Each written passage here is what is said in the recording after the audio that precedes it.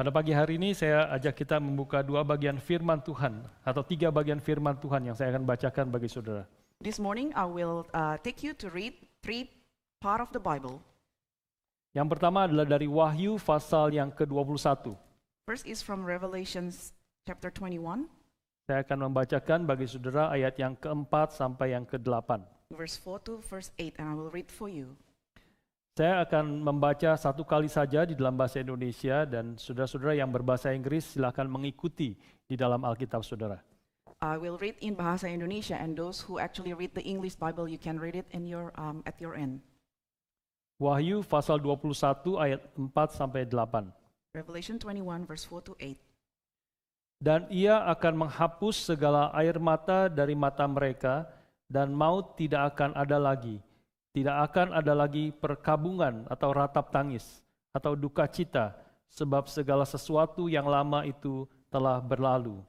Ia yang duduk di atas tahta itu berkata, "Lihatlah, aku menjadikan segala sesuatu baru." Dan firman-Nya, "Tuliskanlah karena segala perkataan ini adalah tepat dan benar." Firman-Nya lagi kepadaku, "Semuanya telah terjadi.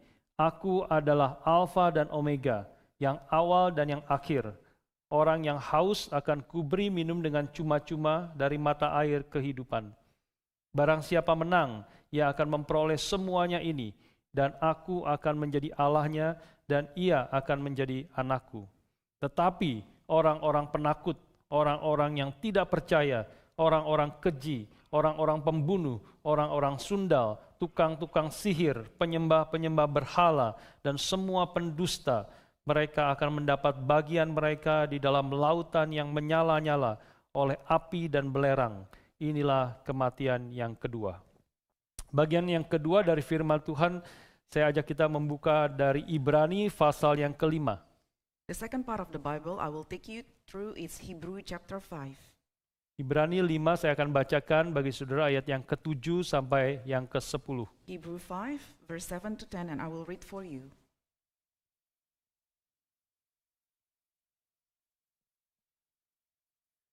Dalam hidupnya sebagai manusia, ia, Yesus Kristus, telah mempersembahkan doa dan permohonan dengan ratap tangis dan keluhan kepada Dia yang sanggup menyelamatkannya dari maut, dan karena kesalehannya ia telah didengarkan. Dan sekalipun ia adalah anak, ia telah belajar menjadi taat dari apa yang telah dideritanya. Dan sesudah ia mencapai kesempurnaannya, ia menjadi pokok keselamatan yang abadi bagi semua orang yang taat kepadanya. Dan ia dipanggil menjadi imam besar oleh Allah menurut peraturan Melkisedek. Bagian yang terakhir adalah tetap di buku Ibrani, adalah pasal yang keempat ayat 15 dan ke-16. The last part, it's still in Hebrew, but it's on chapter 4, verse 15 to 16. Ibrani 4 ayat 15 dan 16. Hebrew 4, verse 15 to 16. Sebab imam besar yang kita punya bukanlah imam besar yang tidak dapat turut merasakan kelemahan-kelemahan kita. Sebaliknya sama dengan kita, ia telah dicobai, hanya tidak berbuat dosa. Sebab itu, marilah kita dengan penuh keberanian menghampiri tahta kasih karunia, supaya kita menerima rahmat dan menemukan kasih karunia untuk mendapatkan pertolongan kita pada waktunya. Mari kita berdoa sekali lagi. Let us pray once again. Bapa di surga, kami bersyukur untuk pagi yang baru yang Tuhan sediakan bagi kami. Oh Father in heaven, we give thanks for the new morning that you have given unto us. Kami bersyukur untuk hari perhentian yang Kau sediakan untuk kami boleh datang, menyembah, memuji, dan memuliakan nama-Mu. We give thanks for Sabbath that you have given to us, that we can come and worship you and glorify your name. Kami bersyukur juga di hari perhentian ini Engkau memberikan firman-Mu kepada kami. We give thanks that on Sabbath day you give us your word. Kami mohon Roh-Mu yang kudus yang sudah memanggil kami ke tempat ini. We pray that the Holy Spirit that have called us onto this place, Roh-Mu yang kudus yang telah mewahyukan firman kepada para rasul dan para nabi. your Holy Spirit that has given and revealed your word to all the apostles.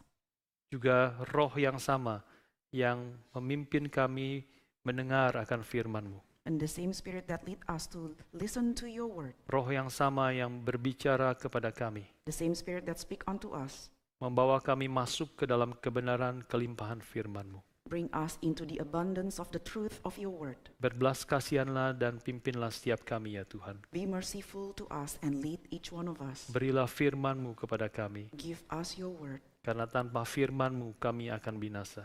because without your word we will perish. Tanpa firman-Mu kami akan tersesat. Without your word we are lost.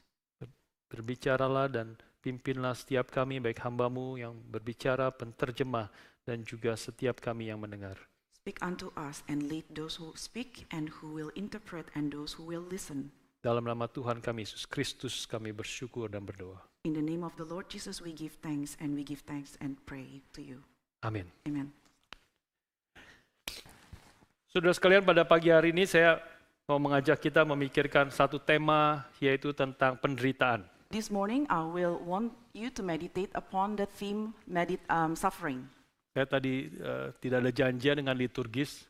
I actually didn't have any appointment with the liturgist. Tadi liturgis sudah mengatakan bahwa kita semua adalah di dalam dunia ini bukan hanya orang-orang yang tidak percaya, termasuk orang-orang Kristen mengalami penderitaan. The liturgist earlier actually shared that we, people of this, not just us as Christians, but people of this world also face suffering in life. Tapi sebaliknya juga benar, bukan hanya orang-orang Kristen yang menderita, bukan hanya orang Kristen yang perlu mengerti artinya penderitaan, tetapi sebenarnya orang dunia ini juga bergumul di dalam penderitaan. The contrary is right, not only Christians who need to understand of experience suffering, but people of this world also experience suffering. Bagaimana sebenarnya manusia menghadapi penderitaan dalam dunia ini? How men or people face suffering in this life. Mempelajari orang-orang dari segala agama, dari segala latar belakang yang juga mengalami penderitaan itu sebenarnya sangat menarik. Learning suffering with people in diverse background and experience, it's actually interesting. Beberapa hari setelah peristiwa Sandy Hook Elementary School shooting tahun 2012 di Amerika, Several days after the 2012 incident in Sandy Hook Elementary School, di mana 26 orang mati ditembak, where 26 victims shot death, dan di antara 26 orang itu 20 adalah anak-anak yang berumur 6 sampai 7 tahun. and of the 26 victims, 20 of them were children at the age of 6 to 7 years old. Salah satu penembakan yang memang sering terjadi, tetapi ini salah satu yang paling mengerikan terjadi di Amerika. It's a general shooting that took place in America, but this is one of the most terrifying one. Maka beberapa hari setelah itu terjadi, New York Times itu mencetak satu tulisan pastor Katolik atau pendeta Katolik. Several days after that, New York Times published a writing of a Catholic pastor. Dia memberi judul di dalam tulisannya itu Why God? The subject of his writing is Why God? Dia meresponi kejadian itu dan merefleksikan bagaimana kita boleh mengerti akan kesulitan, penderitaan, kematian yang dialami oleh banyak orang di New York pada saat itu. He responded to this incident and he wants to understand why this event or incident happened. Saudara sekalian, setelah dia mempublish akan tulisan itu, banyak orang merespon nih akan artikel yang dia tulis. Once he published his writing, many people responded to this. Ada ratusan orang yang meresponi.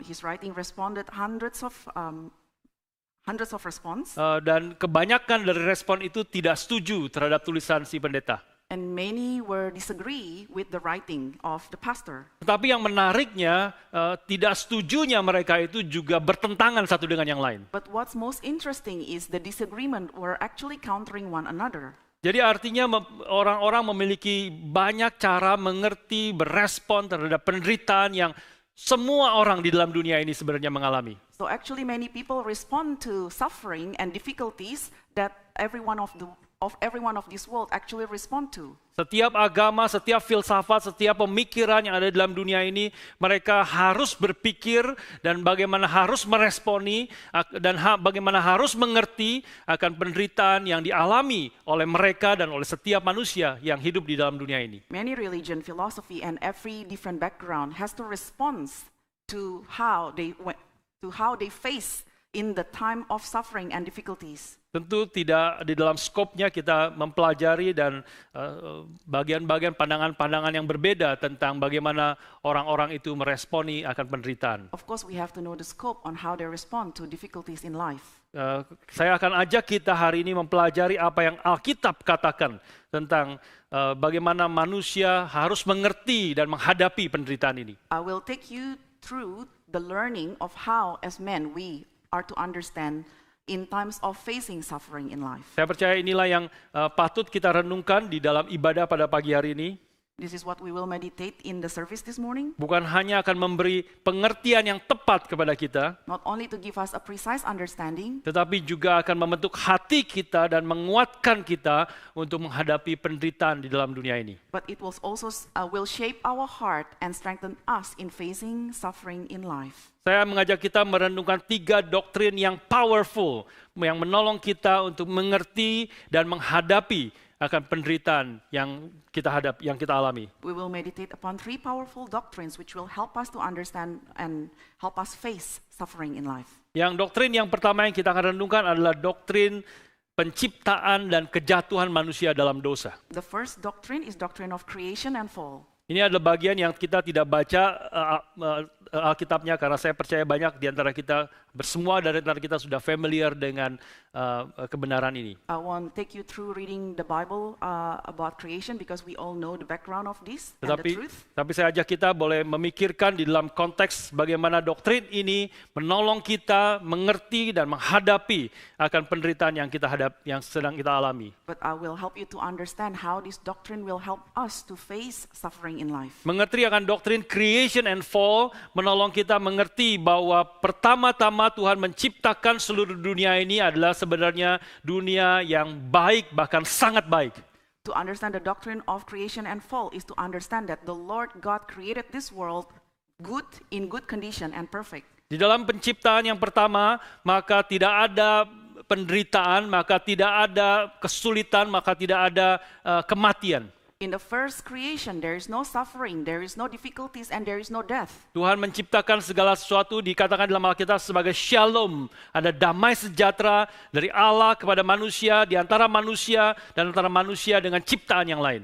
So God created the world with shalom. There is peace between God and man and to all the creation. Setiap hari Tuhan menciptakan hari pertama, hari kedua, hari ketiga Tuhan mengatakan itu baik, dan itu baik. God created day 1, day 2, day 3. For when He created, He said, for it is good. Tuhan yang adalah berkuasa atas segala sesuatu, berdaulat atas segala sesuatu, yang menciptakan segala sesuatu dengan firman-Nya, maka segala sesuatu jadi. God who rules everything and who is sovereign and created everything with His word. Dan dia melihat akan apa yang dia sudah kerjakan dan Tuhan sendiri senang akan karyanya. Dan dia mengatakan, it was good. He sees everything that He created and He said that it was good. Bahkan ketika dia selesai mengerjakan seluruh penciptaan dari penciptaan manusia, maka dia mengatakan, it was very good. When He created everything, the whole creation, including creating man, He then concluded, for it was good. Dan manusia juga bersuka cita di dalam ciptaan yang Tuhan sudah berikan itu. And man rejoiced in the creation that God has given. Ada relasi yang indah antara manusia dengan Allah. A beautiful relationship between man and God. Dan ketika Hawa diciptakan dan diberikan kepada Adam, when Eve was created and given to Adam, maka Adam sangat bersuka cita dan mengatakan, inilah tulang dari tulangku dan daging daripada dagingku. And Adam was in rejoice and said that this is flesh of my flesh and bone of my bones. Disitulah sukacita daripada Adam dan Hawa, dan mereka dipersatukan di dalam pernikahan yang dibuat di surga. Adam and Eve were joined united in the marriage in heaven. Dan mereka diberikan tugas untuk melakukan beranak cucu bertambah banyak, menguasai seluruh ciptaan, dan mereka mengerjakan tugas itu dengan sukacita dan dengan keberhasilan yang pasti, karena memang itulah yang Tuhan inginkan untuk mereka kerjakan. They were given the duty to cultivate and to spread and to have descendants of this world, and they were doing it successfully. Tetapi kita tahu kemudian sesuatu tragedi terjadi di dalam ciptaan manusia, di dalam ciptaan Tuhan ini. we also know a tragedy happened in this creation stage. Manusia kemudian melawan Tuhan dan dari situlah kemudian manusia jatuh dalam dosa, dunia terkutuk oleh Tuhan dan manusia mengalami segala akibat daripada dosa. Man oppose God and man fall into sin and the world is under cursed because of this. Relasi yang baik dengan Tuhan sekarang menjadi relasi yang menakutkan bagi manusia. A good relationship with God is now a terrifying Ada relationship with God. seorang yang mengatakan, menceritakan seperti ini. A person say it this way. Di dalam satu sekolah ada seorang yang guru memerintahkan untuk anak-anaknya, sekarang adalah waktunya kalian boleh menggambar bebas. In the school environment, a teacher actually invited the students to draw anything freely. Maka banyak anak-anak yang mulai menggambar gunung, menggambar binatang, dan sebagainya. Some children drew mountain or animals and etc. Tetapi kemudian ada satu anak yang menggambar satu gambar yang sangat aneh. There's one child who actually drew a very peculiar picture. Yaitu dia menggambar mata. It's a picture of eye.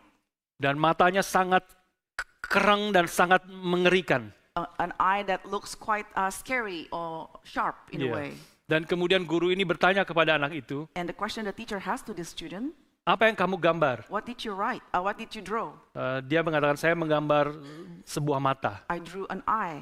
Mata, apa maksudnya kamu menggambar sebuah mata? What is that mean when you drew an eye? Dia bilang, ini adalah matanya Tuhan. He said, this is an eye of the Lord. Mata Tuhan yang selalu melihat semua perbuatan yang saya lakukan. An eye of the Lord who sees everything that I do. Dan saya sangat marah dan tidak suka akan hal itu. I am furious because I dislike this. Dan saya ingin colok mata itu. And I want to poke the eye. Saudara sekalian, itulah manusia yang berdosa. That is a sinful man. Manusia yang berdosa, manusia yang tadinya relasi dengan Tuhan begitu baik, tetapi sekarang kehadiran Tuhan menjadi menakutkan bagi manusia. A man who had a good relationship before with the Lord before the fall now have that terrifying relationship with the Lord. Tetapi tadinya hubungan antara manusia dengan manusia lain itu menjadi adalah akrab dan begitu indah. A relationship where between men was so beautiful before. Tapi ketika manusia jatuh dalam dosa, maka sekarang manusia itu berkata, perempuan yang kau tempatkan di sisiku itulah yang memberi aku makan, maka aku makan sehingga aku jatuh di dalam dosa. But after the fall, Adam said, the woman that you place next to me has caused me to fall into sin. Dengan satu kalimat itu dia putus hubungan dengan Tuhan, dia putus hubungan dengan manusia lain. With this statement, he basically break the relationship with God and with other men. Dan dari situlah kita melihat begitu banyak segala kesulitan, penderitaan, dan bahkan kematian terjadi di dalam hidup manusia. That's the starting point of life, suffering in life, death after the fall. Di dalam Kejadian pasal 5, right after manusia jatuh dalam dosa. In Genesis chapter 5, which is after the fall, maka di situ dikatakan, ditegaskan Adam hidup 930 tahun, kemudian dia mati. It says Adam lived 930 years and then he died. Dan kemudian keturunannya hidup berapa ratus tahun dan mati. And then his descendants lived for hundreds of years and then died. Dan kemudian anaknya lagi hidup berapa ratus tahun dan mati. And the next generation lived for several years and then died and died. Kejadian pasal 5 menegaskan kepada kita bahwa kematian adalah bagian daripada kehidupan manusia sekarang. Genesis chapter 5 highlight that death is part of man's life. Tetapi kalau kita mengerti bahwa itu bukanlah rencana Tuhan yang dari awal, but if we understand that this is not the original plan of God, maka kita akan tahu bahwa bukan hanya orang-orang yang muda yang mati yang menyedihkan dan bukan rencana Tuhan. It is not only the young people who died, and that is not God's plan. Tetapi bahkan orang yang umurnya 90 tahun sekarang yang mati dengan tenang, itu bukanlah rencana awal dari Tuhan pada mulanya. Even people who died at the age of 90 and died peacefully was not actually part of the original plan of God. That is not the way it's supposed to be. Tidak seharusnya begitu. Ini juga kematian di dalam umur berapapun sebenarnya bukanlah rencana awal dari Tuhan. Even death at any age was not part of the original plan of God. Tetapi ini adalah karena keberontakan manusia terhadap Tuhan, karena ketidaktaatan manusia, maka dan kemudian manusia jatuh di dalam dosa, dan dari situ semua kesulitan, penderitaan, dan kematian itu tiba di dalam hidup manusia. This is because of the rebellious act of man that they have caused sin, and it brings suffering and death as a result of it. Saudara sekalian mengerti akan fakta bahwa manusia dan seluruh dunia sudah jatuh di dalam dosa. You understand the facts that the whole world has fallen into sin. Juga berarti kita mengerti bahwa orang-orang yang mengalami penderitaan yang banyak, We also understand that people who actually suffer a lot in life, dan mengalami penderitaan yang sangat berat, and they actually have to bear a great suffering, belum tentu adalah orang yang lebih berdosa daripada orang yang menderita sedikit. doesn't mean that this person actually committed a greater sin than those who suffer less. Ini justru adalah kesalahan daripada Ayub dan kesalahan dari teman-teman Ayub. This was actually a mistake of Job's friends. Dan mereka melihat Ayub yang begitu menderita, They look at Job who suffered greatly, melihat Ayub yang semua anak-anaknya mati, semua barang, semua yang dia miliki dihancurkan. they witnessed the death of Job's children and all the belongings that was taken away. Bahkan dirinya sendiri menderita begitu kesakitan dari kepala sampai ujung kaki. Even Job himself suffered from head to toe. Maka teman-temannya yang pertama-tama simpati kepada dia, So his friends initially were sympathizing with him. tetapi kemudian akhirnya mulai menghakimi Ayub. At the end, they judged Job. Mereka berkata, bagaimana mungkin kau mengalami penderitaan seperti demikian kalau bukan karena engkau melakukan dosa yang sangat besar. They said, how come you are under a great suffering if you were not committed a great sin? Dan penghakiman Tuhan datang justru bukan kepada Ayub, tapi kepada teman-temannya yang menghakimi Ayub. But God's judgment did not fall upon Job, but actually fell upon Job's friends who judged him. Saudara sekalian, seorang dokter Kristen itu mengatakan seperti demikian, A Christian doctor said this, bahwa dia menyelidiki dan mempelajari akan kekompleksan tubuh manusia. this doctor learned about the complexity of man's body. Maka dia katakan dia semakin kagum bahwa ada tubuh yang bisa berjalan, berfungsi dengan baik. He is actually in awe that there is a body that can function well. Kalau ada bayi yang lahir tanpa cacat, itu adalah sesuatu keajaiban. If a baby is born perfectly, that is a miracle. Ada begitu banyak hal yang bisa menjadi salah di dalam kandungan itu. Many things can go wrong in the womb. Tetapi ketika bayi itu akhirnya lahir dengan sempurna, tanpa cacat, itu adalah adalah anugerah Tuhan yang besar. When the baby is born without just born perfectly, that is God's blessing. Kalau tubuh kita tetap bisa bernafas pada waktu kita tidur, itu adalah anugerah Tuhan. When our body is able to breathe while we sleep, that is God's blessing. Dan pada waktu kita tidur, pencernaan itu tetap bisa berjalan, dan kemudian pada waktu tidur sebenarnya tubuh kita ada self-healing untuk melawan penyakit-penyakit yang ada di tubuh kita. Sewaktu kita tidur, itu adalah sesuatu yang ajaib. When we sleep and our digestive system actually functioning well, and also our body when it sleeps, it has a counter-cancer system in it, and that is a miracle. Saudara sekalian, dengan kata lain, ketika tubuh kita sakit dan kita mengalami penderitaan di dalam dunia yang sudah berdosa ini, In other words, when we sick and we suffer in this fallen world, maka seharusnya kita bukan bertanya, why me? we should not be asking why me, Tetapi sebenarnya kita bisa bertanya, why not me? but we should instead be asking why not me, Karena ini adalah dunia yang sudah jatuh di dalam dosa, because this is a fallen world. maka kesulitan dan penderitaan adalah bagian daripada hidup manusia. Therefore, difficulties and sufferings are part of man's life. Ini bertentangan dengan apa yang beberapa golongan Kristen seperti termasuk adalah practical deist dari para pemuda-pemuda di Amerika. This is actually the opposite of the youth in the US in their practical days. Dan juga saya perhatikan juga banyak orang-orang, termasuk orang-orang yang ada di Australia ini. And also people who live in Australia. Yang percaya seperti teolog Christian Smith itu mengatakan bahwa orang-orang yang disebut practical deist ini percaya bahwa tugas utama Tuhan adalah memberikan apa yang saya butuhkan. They had the same belief as this U.S. Youth, which is actually Mr. Smith, that said God-man duty is actually to provide what man needs. Mereka percaya bahwa hanya mereka yang sangat-sangat jahat itu yang layak mengalami penderitaan dan layak dihukum. They believe that only the wicked ones are worthy to be condemned. Sedangkan saya yang saya tidak sempurna, ada kesalahan, tapi saya tidak sejahat-jahat amat.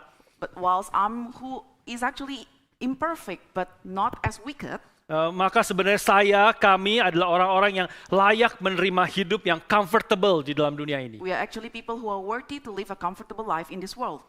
Maka saudara sekalian, orang-orang yang berpikir dan mengenal Tuhan seperti demikian, People who know the Lord this way, dan tidak menyadari ini adalah dunia yang sudah terkutuk karena dosa, they did not believe that this world is a fallen world and cursed under sin. dan kita semua adalah orang yang berdosa yang layak menerima murka daripada Tuhan. That we are sinners who are worthy to take upon God's wrath. Maka orang-orang yang demikian akan mengalami disillusion, menjadi bingung, menjadi kecewa kepada Allah ketika mereka mengalami kesulitan dan penderitaan. These people will have disillusions and also they will be disappointed when they face suffering in life. Maka saudara sekalian mengerti dan percaya akan doktrin creation and fall ini, To understand and to know the doctrine of creation and fall, pertama-tama membuang akan self-pity dan menguatkan jiwa kita untuk menerima segala kesulitan dan penderitaan yang mungkin kita hadapi.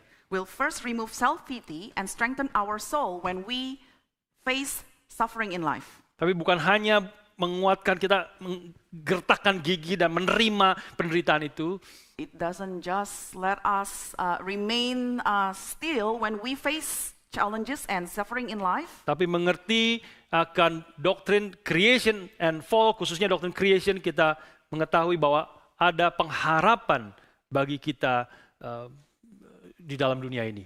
but when we understand the doctrine of creation and fall, we will understand that there is hope in this world. Ada pengharapan kita karena kita mengerti dunia yang kita alami, kesulitan penderitaan dunia yang sudah jatuh dalam dosa ini bukanlah original plan daripada Tuhan. There is hope because we understand that suffering and sin in life is not part of the original plan of God. Ada pengharapan yang Tuhan tidak membiarkan dunia ini ada di dalam keadaan yang terus terkutuk dan hidup di dalam dosa dengan segala akibatnya.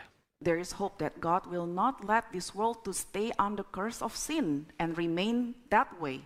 Saudara sekalian, doktrin yang kedua yang kita renungkan pada pagi hari ini, The second doctrine that we will meditate this morning, yang memberi kepada kita pengharapan dan kekuatan dan bagaimana mengerti segala penderitaan kita adalah the doctrine that will give us hope to understand life in times of difficulties and suffering, adalah doktrin dari final judgment atau penghukuman terakhir dan pembaharuan ciptaan. It's the doctrine of final judgment and restoration of the creation. Dan itulah yang kita baca tadi dari Wahyu pasal yang ke-21. That's what we read from Revelation chapter 21 earlier. Saudara sekalian, banyak orang yang tidak percaya akan judgment day. Many people disbelieve judgment day. Mereka bertanya bagaimana Allah yang penuh kasih itu boleh atau akan menghukum manusia selama-lamanya.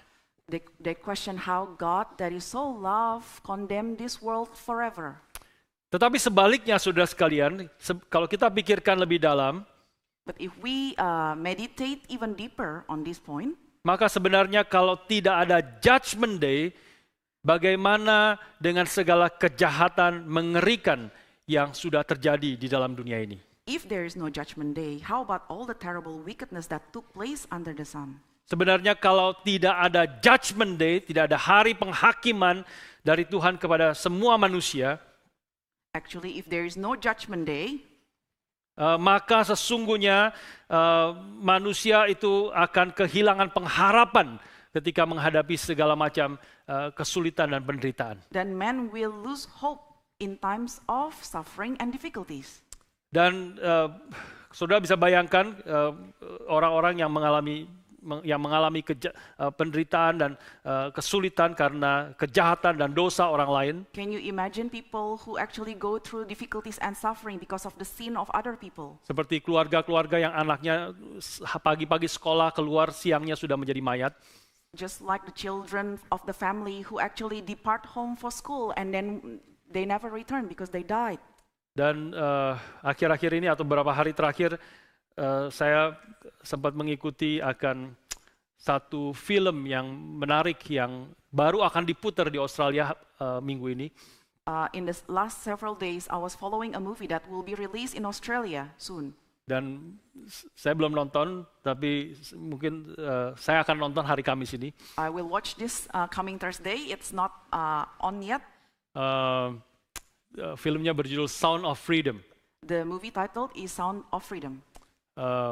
Mungkin saudara, meskipun saya belum nonton, tetapi saya baca banyak reviewnya, itu sesuatu yang saya rasa film yang patut kita tonton.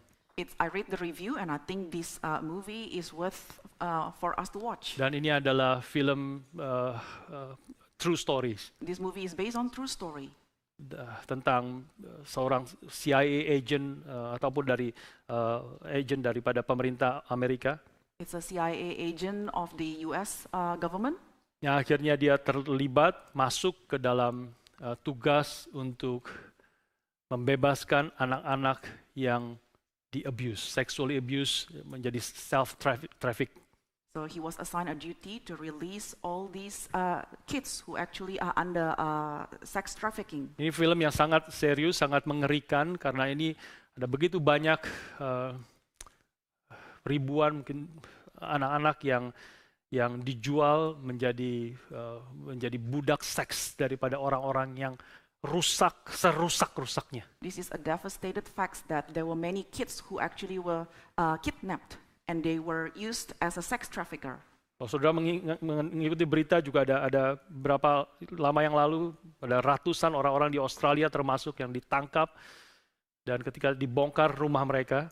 So there was also this news in Australia where some men were actually captured, and when they went through in the investigation in their house, dibongkar di komputernya ada ribuan child pornography di situ. And when the computer was accessed, there was like thousands of child pornography found. Dan di situ ada film-film, video-video di mana anak-anak sedang di sexually abuse di situ. There was a video about how those children were sexually abused.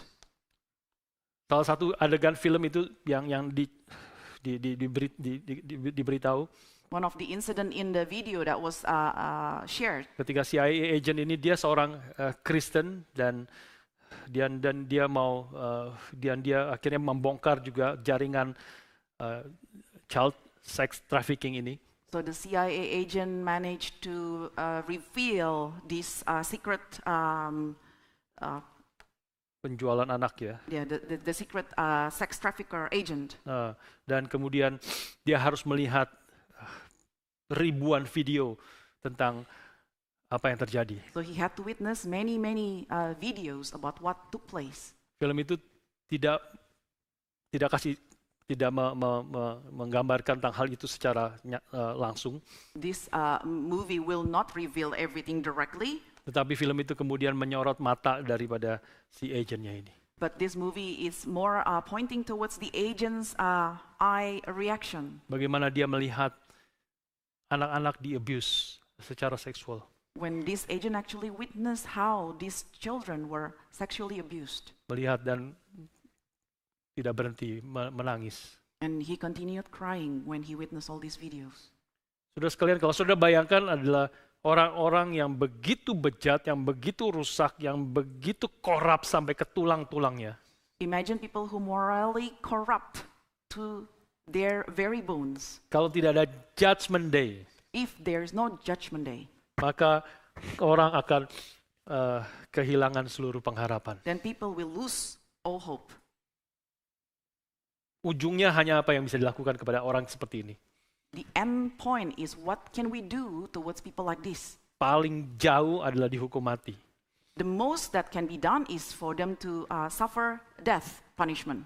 Tapi di Australia dia tidak akan dihukum mati. But in Australia, they will not be punished to die. Dia akan dimasukkan ke dalam penjara seumur hidup. There will be like a jail punishment for life. Dan seumur hidup negara harus memberi dia makan, harus memberi dia pakaian untuk menghidupi dia sampai dia mati. For life, the government, the country will have to support him in jail until the day he died. Dan apa yang dia sudah lakukan kepada anak-anak itu, ratusan ribuan anak akan mendamage anak itu seumur hidup. What he had done to these children, to hundreds and thousands of them, will damage their very life forever. Maka kalau tidak ada penghakiman bagi orang-orang yang demikian, So if there is no judgment for such people like this, maka orang-orang akan kehilangan pengharapan. then people will lose hope. Atau orang-orang akan membawa hukum ke dalam tangannya sendiri. Or people will bring judgment to their very hand. Kalau tidak ada hakim yang adil yang akan menghukum mereka karena dosa dan kejahatan mereka, maka kita akan menjadi hakim itu sendiri. If there is no judge who bring justice, then we will be the judge himself. Tetapi kita bersyukur kepada Tuhan karena ada penghakiman yang akan terjadi di hadapan hakim yang paling adil. But we give thanks to the Lord because there will be a final judgment of the most justice judge. Wahyu 21 ayat 8 mengatakan, Revelation 21:8 it says, tetapi orang-orang penakut, orang yang tidak percaya, orang yang keji, pembunuh, sundal, tukang sihir, penyembah berhala, dan semua pendusta, mereka akan mendapat bagian mereka di dalam lautan yang menyala-nyala oleh api dan belerang. Inilah kematian yang kedua. But as for the cowardly, the faithless, the detestable, as for the murderers, the sexually immoral, sorcerers, idolaters, and all liars, their portion will be in the lake that burns with fire and sulfur, which is the second death. Kematian di dalam dunia ini bukan akhir hidup mereka. The death in this world is not the end of their life. Mereka akan menghadapi apa yang disebut kematian kedua, yaitu hidup selama-lamanya terpisah dari Allah di dalam penghakiman yang kekal. They will face the second death, which is the eternal separations from God. Menyadari ada doktrin final judgment ini, To understand and aware of the doctrine of final judgment, justru memberi pengharapan dan belas kasihan kita kepada orang-orang yang melakukan kejahatan. give us hope as well as mercy to those who committed sin, Kalau committed wickedness. firman Tuhan mengatakan, bertobatlah, mengapa engkau binasa? The Bible would say, repent, why perished? Ini adalah teriakan menyadari bahwa ada final judgment. Mengapa engkau hidup di dalam dosa terus dan akan mengalami penghakiman Tuhan yang kekal yang tidak ada siapapun yang bisa menanggungnya. This is a cry out on why do you live under the sin? There is a final judgment, repent. Justru menyadari final judgment memberi kepada kita kesadaran orang-orang yang melakukan kejahatan itu mereka ada dalam keadaan yang sangat bahaya. Knowing the final judgment, this actually bring an awareness that those people are actually in such a dangerous position in life. Itulah sebabnya Tuhan mengatakan supaya kita tidak membalas kejahatan dengan kejahatan. That's why the Lord said, do not pay evil with evil. Karena penghakiman, vengeance, pembalasan adalah hak daripada Tuhan. Because vengeance belongs to the Lord. Saudara sekalian, dan ketika Tuhan yang akan menghakimi, itu adalah penghakiman yang sangat mengerikan. God who will judge is going to be a most terrifying judgment day. Saudara sekalian, pengharapan akan judgment day dan juga pembaharuan ciptaan juga memberikan kepada kita akan kekuatan di dalam cara yang sisi yang lain. Doctrine of final judgment and restoration of the creation will also give us strength in another aspect of life. Karena pengharapan kita bukan hanya keadilan itu akan ditegakkan secara penuh dan sempurna, Our hope not only because justice will be exercised in full and perfectly, tetapi juga Tuhan akan membalikkan seluruh akibat dosa ketika dia datang kedua kali dan sudah dimulai ketika dia datang pertama kalinya. but God will actually reverse all the cause of sins, which He will bring it to perfection in the second coming, but He has started that in His first coming. Ketika dia datang kedua kali akan terjadi pembalikan dari semua akibat dosa, kerusakan, penderitaan, bahkan kematian. On the second coming, there will be a full reversal of all the cause of sins, deprivation, and suffering and death. Tanpa final judgment dan pembaharuan ciptaan, maka kematian menjadi akhir daripada semua hidup manusia. Without final judgment and restoration of creation, death will be the end of it all. Tetapi kita percaya, seperti pengakuan iman kita mengatakan kita percaya akan kebangkitan tubuh.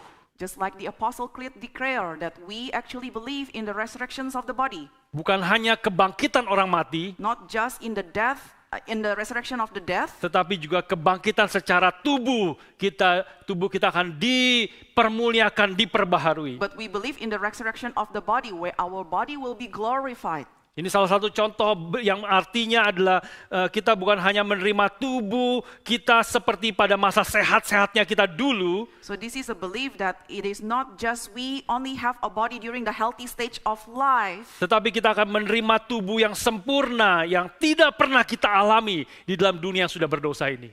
but we will receive a perfect body that we never receive in this world. Saudara sekalian mengerti, inilah yang satu-satunya yang Tuhan bisa hanya Tuhan yang bisa mengerjakan ini. Only the Lord that can do all this. Tanpa pembaharuan ciptaan, maka tidak ada pengharapan bagi manusia yang sudah jatuh dalam dosa ini. Without the restorations of the creation, then there is no hope for men under this fallen world. Tapi ketika kita mengerti ada final judgment dan pembaharuan ciptaan, But when we understand there is a final judgment and the restoration of the creation, maka kita sadar ada pengharapan yang kekal dan pengharapan yang pasti di dalam Tuhan. then we know that there is an assured hope in the Lord. Dalam hidup kita tidak pernah bisa undone apa yang sudah terjadi. Kita tidak bisa membalikkan apa yang sudah terjadi. In our life, we cannot undo what we have done. Ya, kita hanya di komputer kita bisa undone. Only in the computer we can do the undo. Tapi kalau kita sudah terjadi kerusakan, kita tidak bisa membalikkan kembali. But once depravity happened, we cannot undo it. 26 orang yang sudah mati ditembak tidak bisa kembali lagi. 26 people who shot death, they cannot return to live again. Yang hanya bisa dilakukan oleh manusia adalah membunuh kembali orang yang membunuh anak-anak ini. What man can do is only to murder the one who murdered these kids. Tapi itu pun tidak mengembalikan orang yang sudah mati. Even that cannot bring back the death. Tetapi di dalam Kristus, ketika ada pembaharuan ciptaan, But in Christ, when there is a restoration of the creation, maka kita tahu ada pengharapan yang pasti di dalam Tuhan. then we know there is an assured hope in the Lord. Inilah sebabnya Fanny Crosby itu mengatakan kalimat ini waktu dia ditanya. This is why Fanny Crosby said this statement when he was asked. Dia ditanya satu kali, kalau kita sudah tahu Fanny Crosby yang lagu-lagu yang sering kita nyanyikan. You know the song of Fanny Crosby that we sang Dan typically? ada ribuan lagu yang begitu indah yang selalu menggerakkan hati kita waktu kita menyanyikan lagu-lagu Fanny Crosby. Thousands of beautiful songs that move our heart when we sing his song. Dia satu kali ditanya oleh seseorang, The question was raised from somebody before. apakah kamu kalau Tuhan mau dan Tuhan akan lakukan, apakah kamu mau Tuhan menyembuhkan matamu yang buta itu? If the Lord's will, would you want the Lord to heal your blind eye? Maka dia mengatakan satu kalimat, And he said this. tidak, saya kalaupun Tuhan bisa sembuhkan dan saya percaya Tuhan bisa sembuhkan, kalau Tuhan pun mau Tuhan akan menyembuhkan saya, lebih pilih untuk tidak disembuhkan mata saya. I believe that the Lord can heal me, but even if I remain blind and not being healed, Karena kenapa demikian ditanya? I will still believe in the Lord, but the question is why do you say that? Dia mengatakan, karena saya ingin ketika mata saya nanti terbuka di dalam kedatangan Kristus kedua kali, Because when Jesus come in the second coming, I want my eyes dan mataku menjadi mata yang sempurna melihat dengan begitu jelas dan begitu sempurna, will have a perfect vision where I can see clearly. maka wajah yang pertama yang saya lihat adalah wajah juru selamatku. The first face that I will see is the face of my deliverer. Saudara sekalian, inilah pengharapan yang pasti anak-anak Tuhan yang di dalam Kristus, yang percaya final judgment dan juga pembaharuan ciptaan. This is an assured hope for the children of God who believe in the doctrine of final judgment and restoration of the creation. Bahwa ada kekalahan total dari dosa dan kejahatan. There is a total defeat of sin and depravity. Tim Keller mengatakan kalimat seperti ini. This is what Tim Keller's statement. Ketika Kristus datang kedua kali, When Jesus came the second time, evil would not just be an obstacle to our beauty and bliss, kejahatan bukan hanya menjadi halangan dari keindahan dan kebahagiaan kita, but it will have only made it better. namun keberadaan kejahatan itu justru membuat sesuatu yang lebih indah. Evil would have accomplished the very opposite of what it intended. Kejahatan akan mencapai sesuatu yang bertentangan dengan tujuannya. Saudara sekalian, inilah pengharapan kita di dalam Tuhan. This is our hope in the Lord. Inilah apa yang Tuhan ajarkan kepada kita di tengah segala kesulitan penderitaan ketika Kristus datang kedua kali. This is what the Lord teaches us in our times of suffering and difficulties when He is coming in the second coming. Dia akan menghapus segala air mata dari mata kita. He will wipe away all tears, Dan maut tidak akan ada lagi. and death will have no sting. Tidak akan ada lagi perkabungan atau ratap tangis. There is no more lamentation, Sebab segala sesuatu yang lama itu telah berlalu. because everything has passed. Di dalam dunia ini akan ada air mata. In this world there will be tears. Tidak ada pernikahan yang tidak ada air mata. There is no marriage without tears. Tidak ada kehidupan kita yang tidak ada penderitaan. There is no such thing in life without tears. Tetapi ada pengharapan yang pasti di dalam Tuhan. But there is an assurance of hope in the Lord. Ketika Kristus datang kedua kali, When the Lord comes the second time, maka semua air mata kita, khususnya air mata yang kita alirkan karena kita mau mentaati akan kehendak Tuhan. our tears will be the tears that is because of us being obedient to the Lord. Itu terutama air mata yang dialirkan karena kita menangisi orang yang berdosa. It's the tears that we cry because we cry for those who sin. Karena air mata yang dialirkan karena kita ingin melakukan kehendak Tuhan tapi kadang-kadang kita gagal. It's the tears that we shed because we failed in doing God's will. Ketika Kristus datang kedua kali, Dia akan menghapus segala air mata itu dari kita. When Christ comes the second time, He will wipe away all these tears from us. Dan itulah adalah penghiburan yang terbesar yang akan kita alami. This is the greatest comfort that we will experience. Saudara sekalian, hal yang ketiga, doktrin ketiga yang penting yang kita renungkan pada pagi hari ini The third doctrine that is important we will meditate this morning adalah doktrin inkarnasi dan penebusan Kristus. is the doctrine of incarnation and redemption by Christ. Itulah yang kita baca dari Ibrani 5 dan Ibrani 4. This is what we read from Hebrew chapter 5 and Hebrew chapter 4 earlier. Dan disinilah iman Kristen itu mencapai puncak keunikan dan keagungannya. This is where the Christian faith reaches the top of its uniqueness and magnificence. Dan sekaligus iman Kristen menjadi firman Tuhan itu menjadi sumber kekuatan dan penghiburan yang sangat besar di dalam menghadapi penderitaan kita. And the word of God became the source of great strength and comfort in the midst of our suffering. Tidak ada agama, filsafat atau kepercayaan apapun yang memberitakan Allah yang menjadi manusia dan mengalami penderitaan bahkan mati bagi kita. There is no religion, philosophy, or any belief that preach the incarnated God experienced suffering even to the point of death to bear our sins. Seorang teolog John Dickson satu kali berkhotbah di universitas di Sydney. A theologian, John Dickson, actually spoke in the University of Sydney. Dan dia memberi khotbahnya atau speech-nya itu dengan judul The Wounds of God. The subject of his speech is the wounds of God. Atau luka dari Allah. The wounds of God.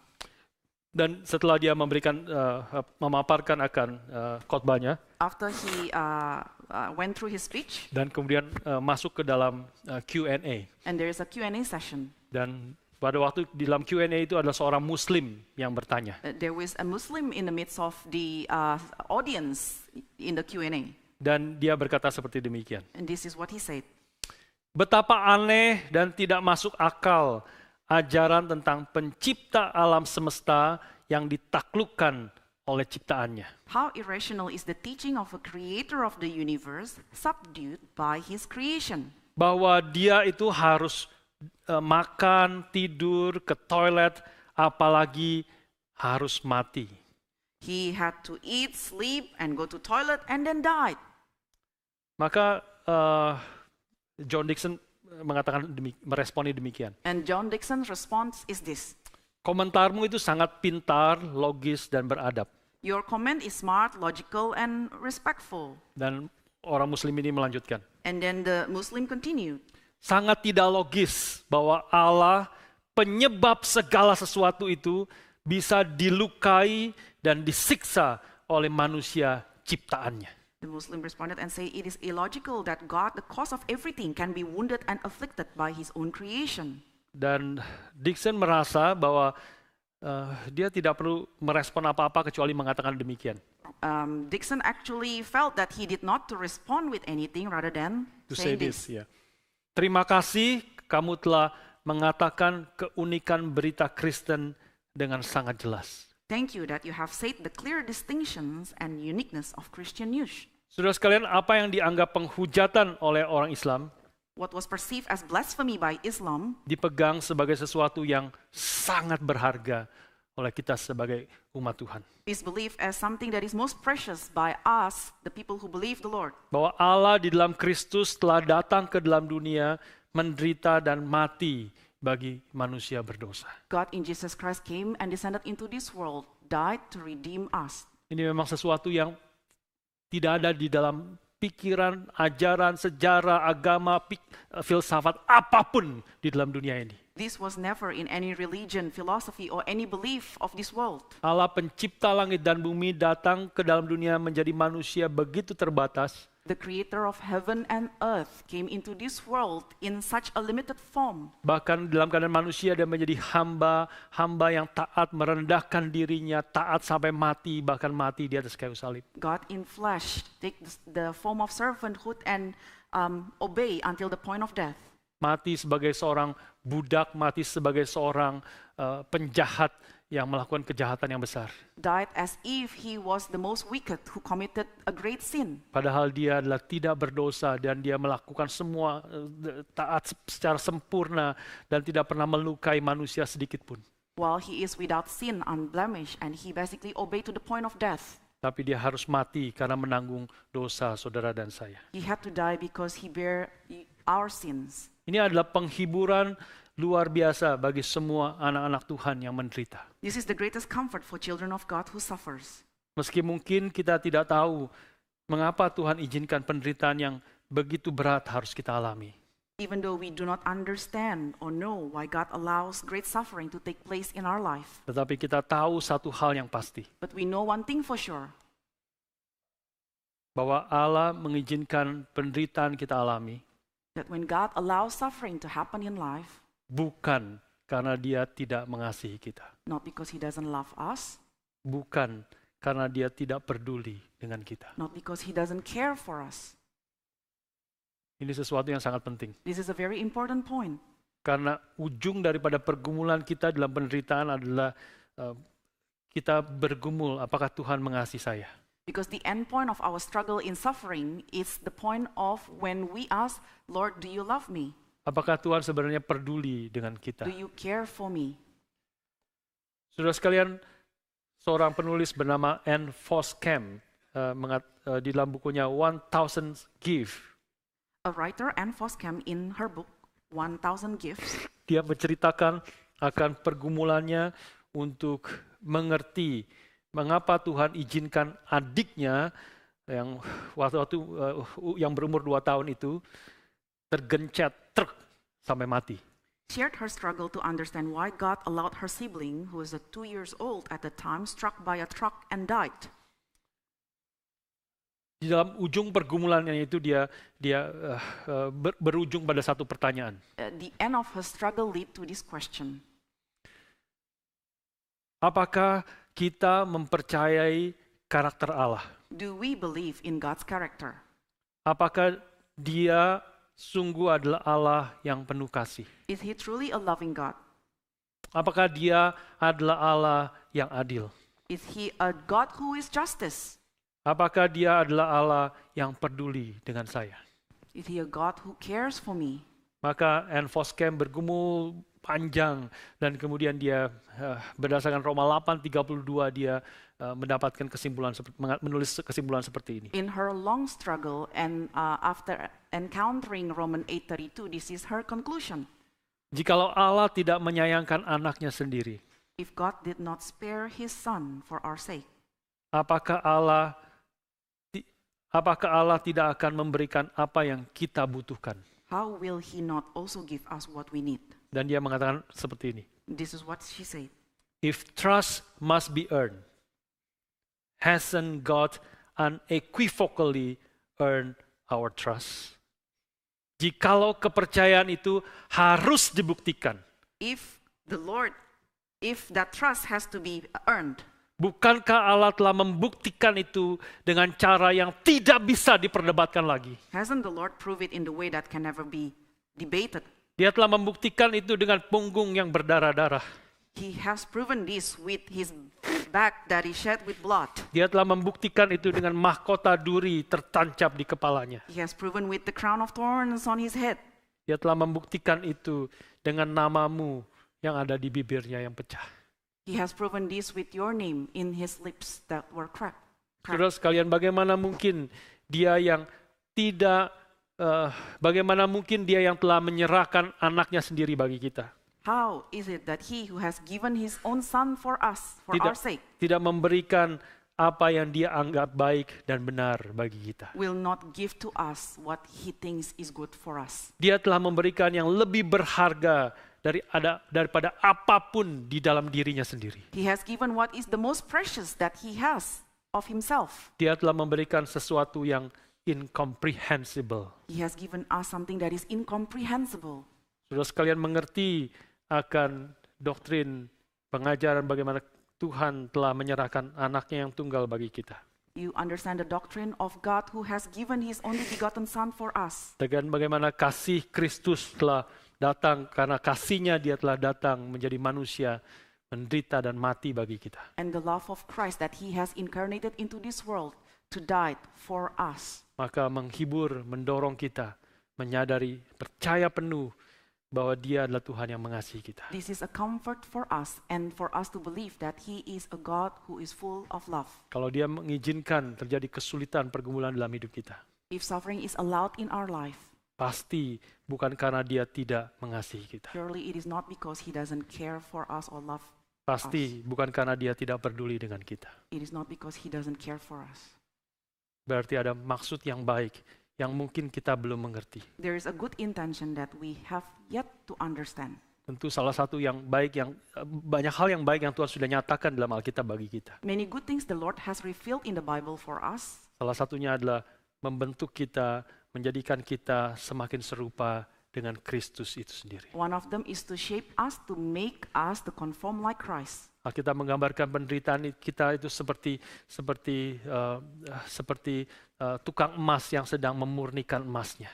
The Bible display to us that our suffering is like a person who actually Purify the gold. Ya. Dan satu kali adalah seorang yang sedang memurnikan emas. A person who actually purifying gold. Dan dia membakar emasnya. Saya mencatat, saya lupa sampai lebih dari 1000 derajat Celcius. The gold has to be refined under the heat until 1000 Celsius. More than 1000. Ya. Dan kemudian ketika dipanaskan sampai lebih dari 1000 derajat Celcius, maka emas akan kotoran-kotoran itu muncul di atasnya. And after that's being under fire above 1000 Celsius, then all the dirt will be dismissed. Dan kemudian tukang emas itu akan membersihkan kotoran yang ada di atas itu. And then the gold maker will actually remove all the dirt above that. Dan dia akan membakar lagi emas itu.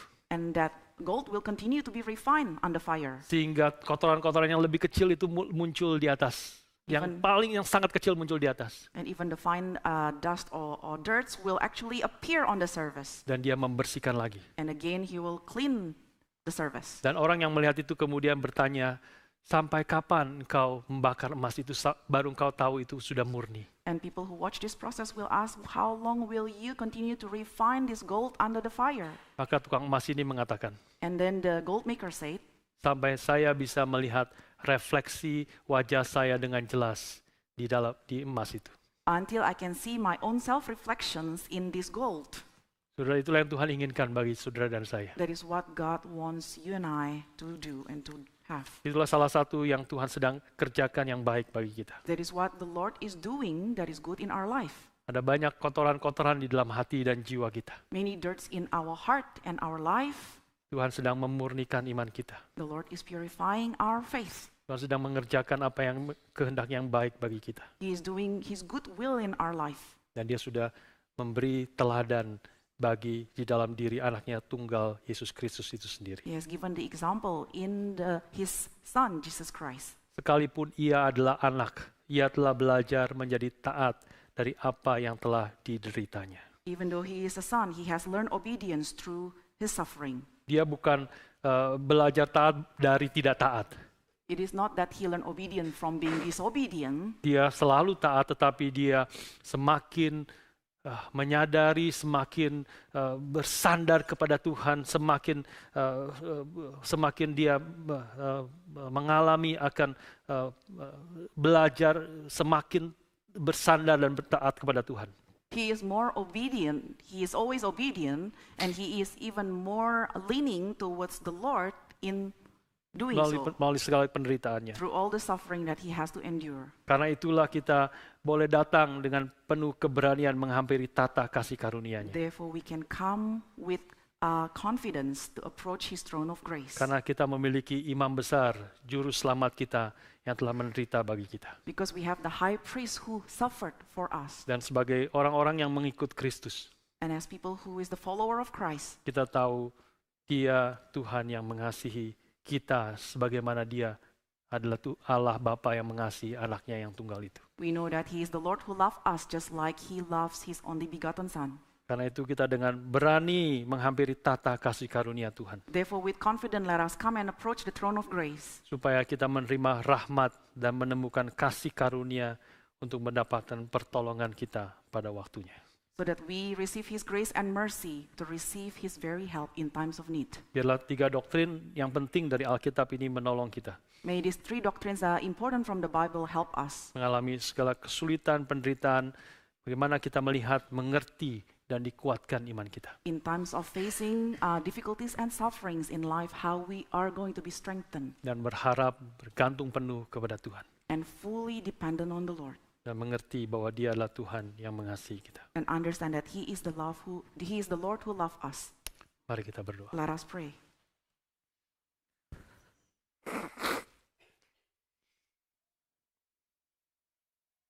Bapa, terima kasih. Bapa, terima kasih. Bapa di dalam surga, puji terima kasih. Dengan berdiri bersama-sama. While standing together. Bapa, terima kasih. Bapa, terima kasih. Bapa di dalam surga, puji terima kasih. Bapa di surga, kami bersyukur sekali lagi pada hari ini. Our Father in heaven, we give thanks once again this morning. Bersyukur untuk firman-Mu yang boleh mengajar dan membentuk hidup kami. We give thanks for your word that teach us and shape our life. Tuhan yang mengetahui segala tantangan, kesulitan, penderitaan yang umat-Mu alami. Lord, you who know the difficulties, challenges, and suffering that your people face in this world.